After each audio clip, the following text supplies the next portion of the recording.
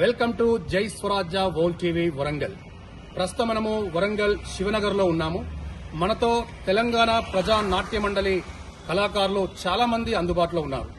September 9 Kaloji Narayana Rao గారి జయంతిని పురస్కరించుకుని కాళోజీ నారాయణరావు గారిని స్మరించుకుంటూ ఈ కళా బృందం పాటలు పాడడానికి జై స్వరాజ్య వరల్డ్ టీవీకి ప్రత్యేకంగా అందుబాటులో ఉన్నారు.